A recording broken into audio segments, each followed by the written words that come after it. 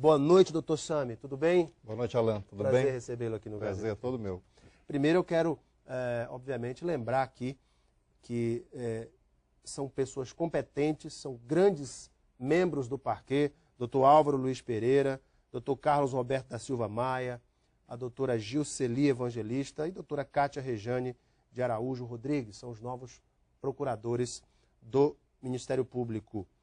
Essas vagas estavam abertas já há algum tempo, doutor Sami. Já fazia algum tempo, aproximadamente 2 anos, que esse processo vinha se desenvolvendo, mas como é o último posto da carreira, como você colocou, esse processo de escolha tem que ser feito com muita tranquilidade.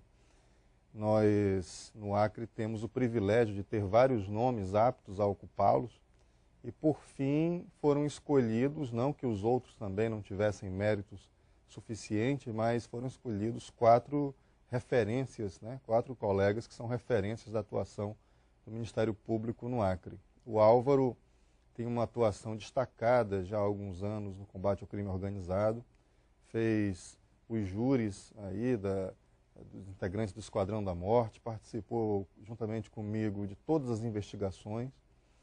A Cátia tem se constituído numa referência nacional na área da defesa da infância e da juventude, chegou a presidir o Fórum Nacional de Defesa da Criança e do Adolescente, um fórum de Ministério Público a nível nacional, que muito nos orgulha. A Gilceli foi a responsável pela implantação da área de defesa de saúde pública no Acre. O Acre foi um dos pioneiros nessa atuação em defesa dos direitos fundamentais da saúde, do acesso universal à saúde.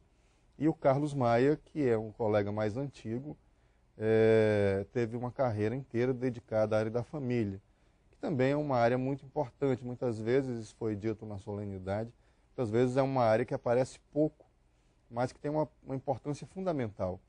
Quando se tem uma família estruturada, menos problemas se acarreta para a sociedade. É um menor a menos na rua, abandonado, que vai resultar em um indivíduo perigoso a menos. Então, o Carlos tem uma atuação também referência na área da mediação, na área da defesa da família. Sem dúvida, 4 procuradores de referência no Acre. Doutor Sami, no dia 8 deste mês, durante uma reunião com órgãos de segurança pública do Estado, foram assinados termos de cooperação técnica para integrar as ações do Ministério Público, de suas promotorias, com a polícia. Ora, hoje no Acre se debate essa questão da segurança. Assassinatos, crimes cometidos com muita crueldade, latrocínios, enfim. E a população clama por uma atuação. Obviamente que a gente sabe que para se fazer segurança pública, e o governo federal criou o PRONASSE para isso, Programa Nacional de Segurança Pública com Cidadania, para que as ações sejam ações, como se diz, de diversos setores e segmentos do poder público e da sociedade, desde a saúde, da educação, da assistência social, enfim. Mas a população clama por ações imediatas. Quando o crime toma o volume que tomou, a população quer ações imediatas. Como é que o Ministério Público entra nessa questão, doutor Sami? Nós podemos cooperar de várias formas. O Acre tem crescido muito, tem se desenvolvido, acredito que proporcionalmente é um dos estados que mais tem crescido no país, no cenário atual. O desenvolvimento, o progresso tem uma face boa, não é? Eu recentemente estava vendo na internet que a faixa de pobreza no Brasil está diminuindo consideravelmente, mas o progresso também traz consequências ruins. A violência é uma delas. O Acre, eu me lembro, nasci e me criei aqui, eu me lembro de uma época que nós dormíamos de portas abertas. Janelas abertas. Os objetos ficavam na varanda e ninguém mexia. Hoje nós temos uma realidade completamente diferente. Eu tenho inclusive feito algumas falas de alerta, não dá mais para que nós... Às vezes eu passo em frente às agências bancárias, tem aquele velhinho contando dinheiro ali na frente. O desenvolvimento ele traz alguns efeitos colaterais e a violência é um deles, principalmente num estado como o nosso, que tem um histórico de cidades inchadas por pessoas que vieram expulsas do campo, na década de 70, na década de 80. Então, a violência ela é uma consequência natural de um conjunto de variáveis. Uma dessas variáveis principais que eu reputo, Alan, é a nossa situação geográfica.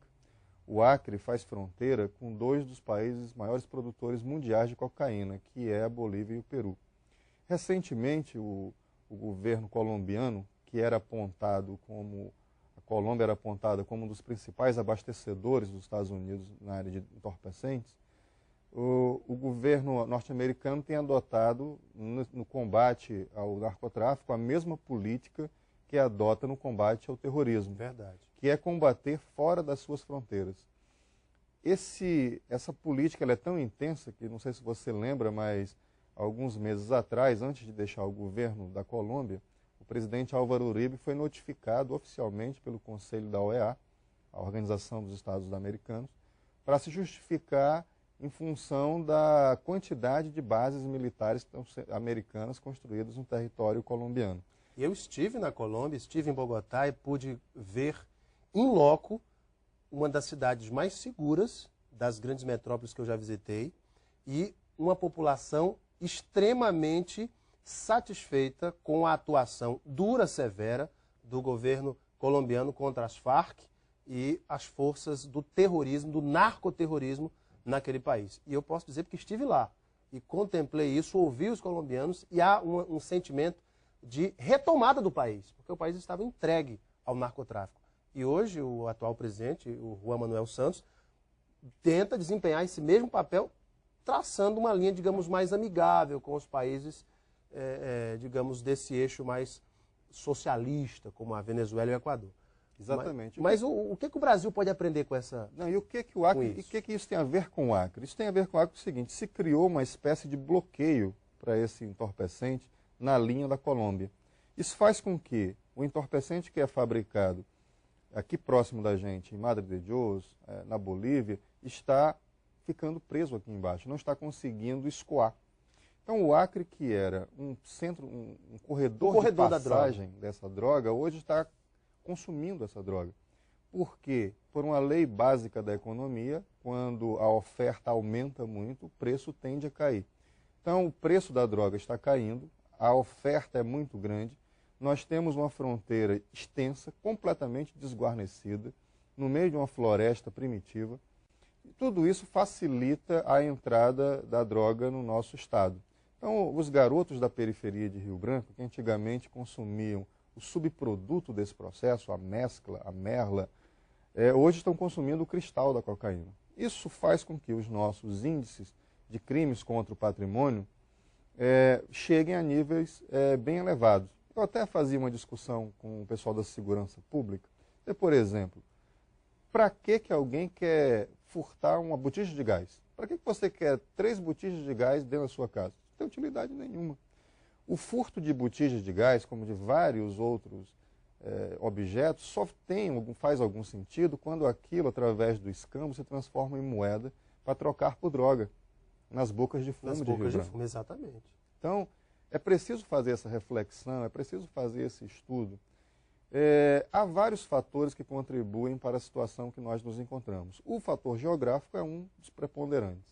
Mas existem outros fatores. O Brasil tem uma legislação, nós vivemos 20 anos sob a égide da ditadura militar, em que as pessoas eram torturadas, eram desaparecidas, respondiam a processos sem saber qual era a acusação.